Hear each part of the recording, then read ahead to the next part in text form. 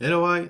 Aujourd'hui, je vous montre comment rendre votre carrosserie de RC quasiment indestructible avec de la colle adhésive flexible et du tape de fibre de verre. Alors sur ce, merci, bonsoir.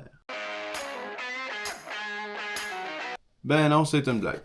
Euh, pour commencer, pourquoi rendre sa carrosserie indestructible? Ben c'est parce que souvent on fait des cascades avec, on vire à l'envers, on peut la briser, ça reste du Lexan. Comme vous voyez ici, ça a perforé. J'en ai une qui est déjà faite. J'ai eu une petite réparation ici à faire parce que j'ai percé à force de tomber à l'envers et des choses comme ça. Mais celle-ci est déjà faite. Alors je vais vous montrer sans plus tarder. Moi, c'est ce que je fais. J'ai fait beaucoup de tests. J'ai essayé plusieurs colles adhésives, plusieurs sortes de tape à la fibre de verre. Mais là, je vais vous montrer moi ce que je fais puis ce que je trouve va le mieux. Pour commencer, tape de fibre de verre autocollant. C'est souvent on sort de ça sur les murs de gyps pour les joints. C'est du fibre de verre quadrillé comme ça, autocollant. On vient l'appliquer partout dans notre câble. Mais là, c'est aussi, je vous parle des bâcheurs, mais ça peut être n'importe quel câble, de crawler ou de voiture de course ou peu importe. Si vous avez envie de solidifier votre carrosserie. Alors, moi, ce que je fais, je prends du tape de fibre de verre et j'essaie de faire des grandes bandes le plus long possible. À la place de faire plusieurs petits bouts, de faire des grandes bandes parce que lorsqu'on va appliquer la colle, ça va être plus facile. Les bouts auront moins tendance à décoller. C'est ce que j'ai remarqué. Parce que quand on fait beaucoup de petits bouts, lorsqu'on éteint la colle, ben ça adhère ce tape-là, mais c'est pas une adhérence à tout casser. C'est vraiment juste pour que ça tienne. Après, quand on met la colle adhésive flexible, là, on a une vraie solidité.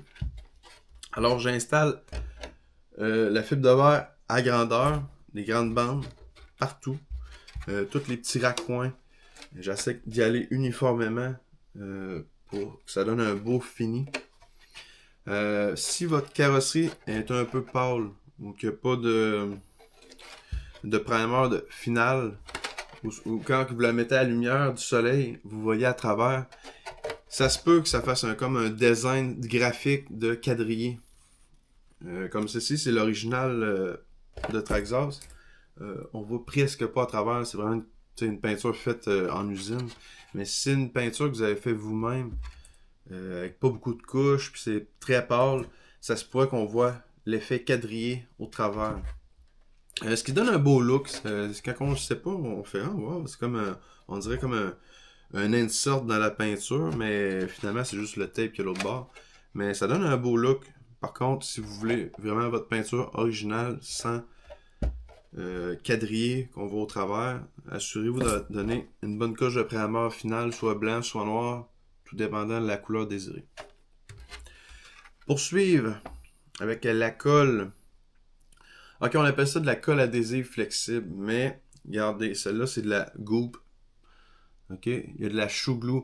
La fameuse Shoe Glue, si vous avez grandi dans les années 2000, lorsqu'on faisait du skate, on réparait des souliers de skate avec ça. On pouvait refaire quasiment un talon au complet. C'était vraiment une colle qui vient comme un caoutchouc, on pouvait la modeler. Mais celle-ci est faite par la même compagnie. C'est juste qu'elle est moins chère, on a un plus gros tube. J'ai essayé toutes les sortes de colles, ok?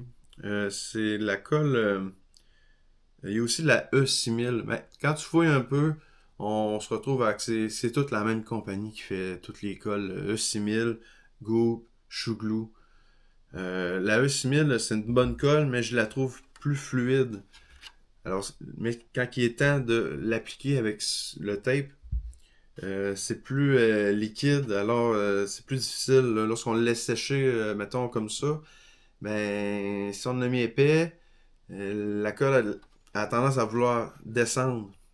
Celle-ci, on la met, elle reste en place à travers les mailles du tape. Alors, c'est ça. Si on continue, moi j'applique le tape à grandeur Après ça, on y va avec une généreuse couche, mais je vous dirais, tant que ça remplit l'épaisseur du quadrillé, ça fait la job. Tu sais, on le place, puis on l'étend. Moi, je prends des gants, puis je l'étends avec mes doigts. Tant que le tape est saturé et qu'il y en a partout, il n'y a pas de problème. Ici, comme vous voyez, j'ai enlevé tout la quincaillerie qui vient s'insérer pour tenir sur le bolide. Comme vous voyez ici, je l'ai fait. On voit le modèle final. Je vais faire cela après. C'est ma petite besogne de ce soir. Mais j'ai remis la quincaillerie par la suite.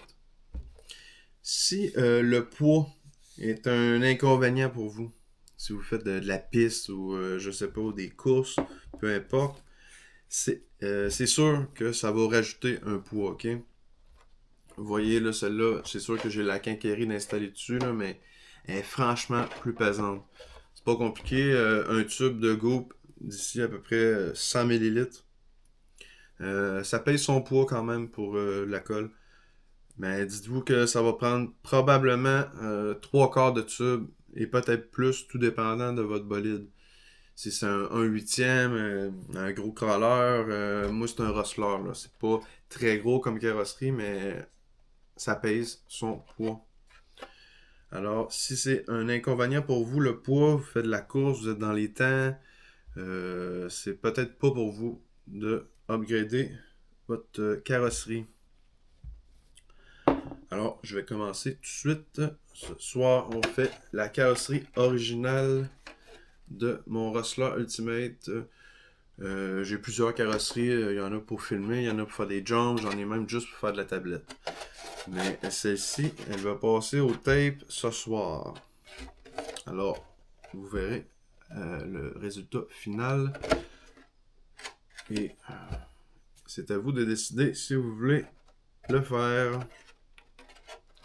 Alors sur ça, merci, bonsoir.